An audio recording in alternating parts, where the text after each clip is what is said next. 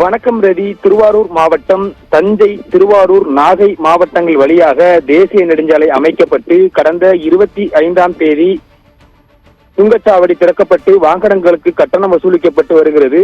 இதனை கண்டித்து விவசாயிகள், நீடாமங்கலம் பகுதி வர்த்தகர்கள், பொதுமக்கள் என பல்வேறு தரப்பினர் 2 முறை போராட்டங்களை நடத்தியுள்ளனர். இதுகுறித்து வர்த்தகர்கள், விவசாயிகளுடன் மாவட்ட வருவாய் அலுவலர் கோட்டாட்சியுடன் 3 முறை சமாதான பேச்சுவார்த்தை நடைபெற்றும் தற்போது வரை உடன்பாடு ஏற்படவில்லை. இந்நிலையில் விவசாயிகள், வணிகர்கள், பொதுமக்கள் உள்ளிட்ட ஏராளமானோர் பங்கேற்ற சாலை மறியல் போராட்டம் நடைபெற்றது.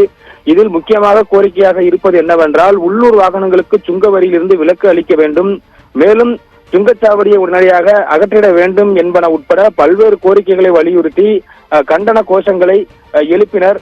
மேலும் இந்த சுங்கச்சாவடி முற்றுகை போராட்டத்தில் மாவட்ட காவல் கண்காணிப்பாளர் ஜெயக்குமார் தலைமையில் சுமார் 300க்கும் மேற்பட்ட காவலர்கள் தற்போது பாதுகாப்பு பணியில் ஈடுபட்டுள்ளனர். மேலும் போராட்டத்தில் ஈடுபட்ட அனைவரும் கைது செய்யப்பட்டு தற்போது தனியார் மண்டபத்தில் அடைக்கப்பட்டுள்ளனர். மேலும் திருவாரூர் மாவட்டத்தில் இந்த சுங்கச்சாவடி அமைக்கப்பட்டுள்ளது வர்த்தகர்கள், பொதுமக்களுக்கு இடையே பெரிய பாதிப்பை ஏற்படுத்தும் எனவும் தெரிவிக்கின்றனர். ரதி.